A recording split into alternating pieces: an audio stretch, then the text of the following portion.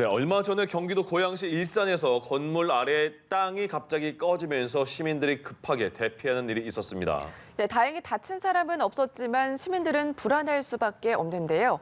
네, 오늘은 장석환 대진대 건설환경공학부 교수를 만나서 사고 원인과 대책을 짚어보겠습니다. 홍현주 캐스터 나와주시죠.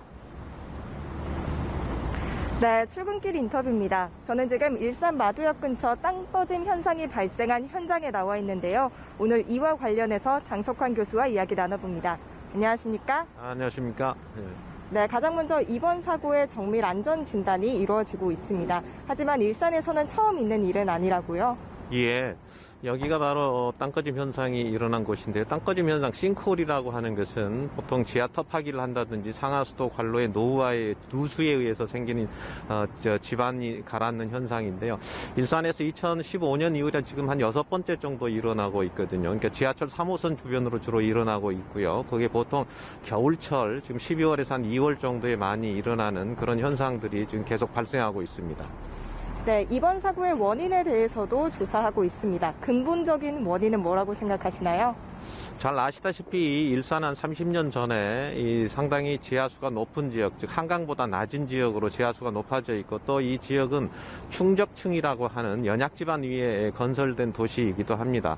따라서 이 두 가지의 문제가 복합적으로 나타난 현상이기도 한데요. 이 급격한 지하수의 변동에 의해서 지하 터파기가 깊이 이루어진 이런 상태에서 재작년에 54일간의 장마 같은 큰 비가 왔을 때에 지하수의 급격한 변동으로 인해서 상당 부분 이 지역에 싱크홀이 발생될 여지가 많다 이렇게 볼 수 있습니다. 네, 또 일산 신도시 내에서 지반이 취약한 도로에 대해서도 전수조사가 이루어지고 있습니다. 재발 방지책 측면에서 어떤 점이 가장 중요하다고 생각하시는지요?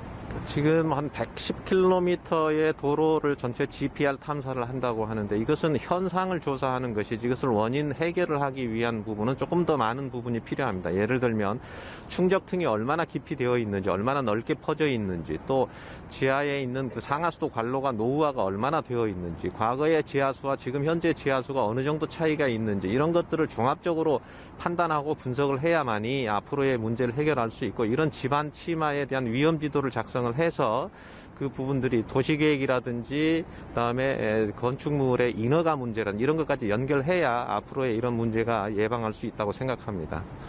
네, 그렇다면 마지막으로 광주에서 발생한 신축 아파트 붕괴 사고 전문가로서 좀 어떻게 생각하시는지요? 참 안타까운 사고인데요.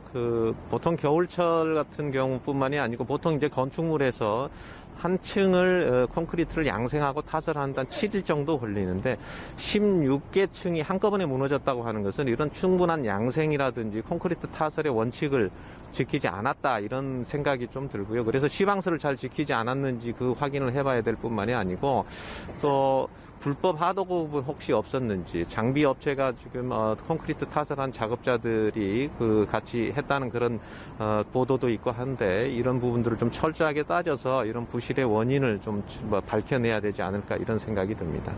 네, 오늘 말씀 잘 들었습니다.